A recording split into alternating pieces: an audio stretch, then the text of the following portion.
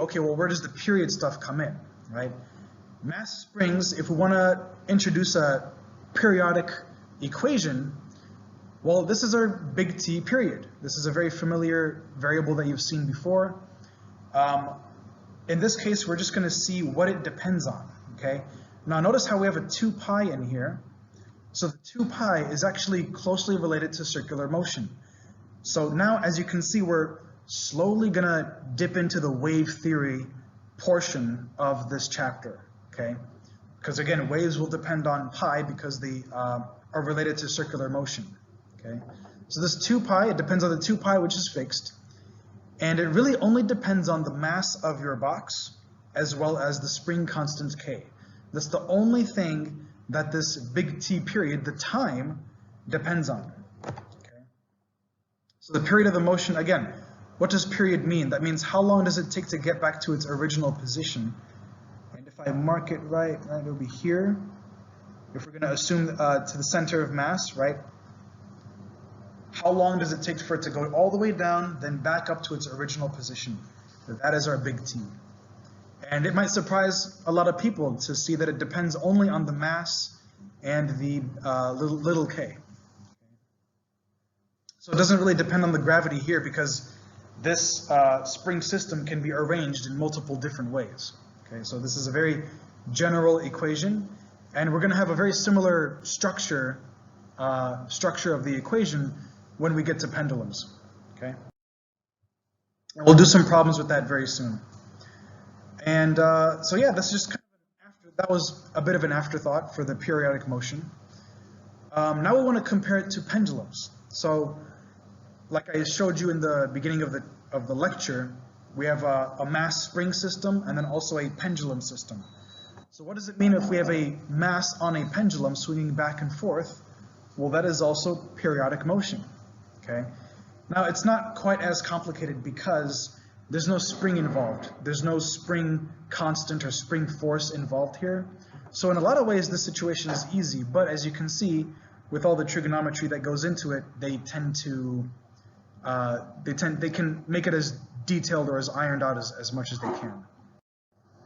So let's just see some comparisons between pendulums and mass spring systems, because at first it might not seem very apparent what the relationship is between these two situations, okay?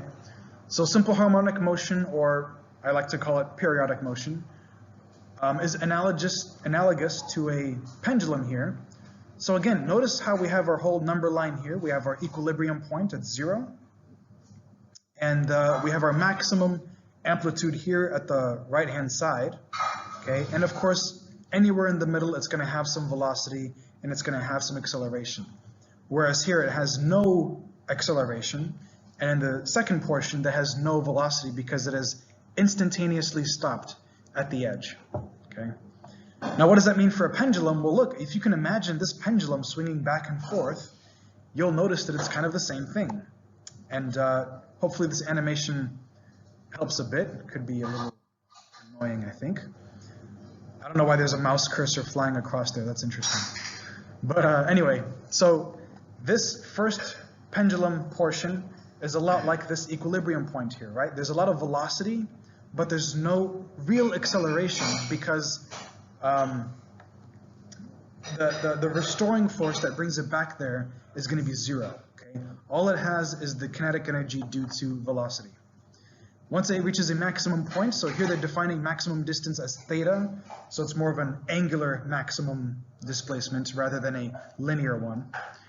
And finally, the third part is analogous to the third part of this mass spring system, in which it has both velocity and acceleration. So when our theta value is at a maximum, that means there is acceleration because there's a very strong restoring force, but there is no velocity at that instant. Okay. So hopefully this analogy makes sense and you can kind of understand why we're getting into pendulums now. Okay, and like I promised you, I will provide you an equation that relates with pendulums as well. And hopefully you're not getting too dizzy by this, this animation here.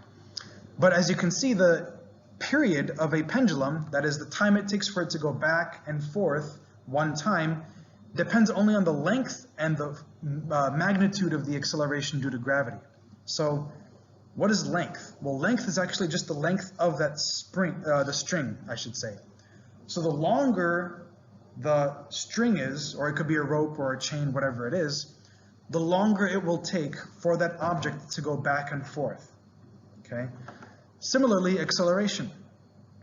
Right? If we have a larger, let's say like a stronger gravitational force, it'll actually also increase the big T period. Okay.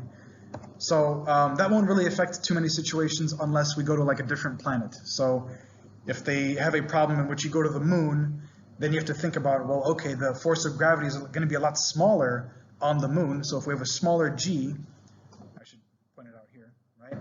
Smaller g, then this entire fraction will be larger. And if the whole fraction is larger, that means the time period will also be larger. Okay? And that makes intuitive sense. It'll move more and more slowly if there's less gravity at that location. Okay? And I believe we will have some simulations, the PhET simulations, to undergo to kind of play around with the variables here and understand more clearly how the variables will change the period. So hopefully on Friday with in the lab portion, we'll have an opportunity to kind of go through these simulations. Okay. Now this graph is actually very interesting, and I did promise you that I would show you a graph. But basically what we see here is the total energy versus potential energy versus kinetic energy, okay? And as you can see, the total mechanical energy never changes, okay? Like I said, we're going to neglect the force of friction. We're going to neglect air resistance. And so the total energy is never going to dissipate. But again, in the PhET simulation, there will be a slider that shows you, or that you can play with to take into consideration air resistance if you really want to. And that simulation will show you how much of the energy is going to be transferred to thermal energy as time goes on. Okay. The other two big things I want you to notice, and this is very conceptual here, and actually it makes sense, right?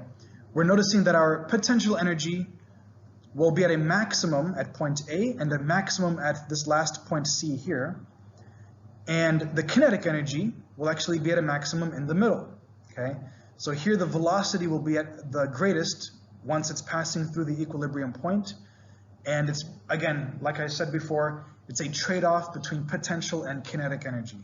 So this diagram also pertains to mass spring systems as well. So this energy trade-off that I explained to you before with the mass on a spring also relates to a mass on a pendulum going back and forth. So once you do the simulations, you'll get a better idea of how kinetic energy and potential energy translate back and forth with one another as time goes on.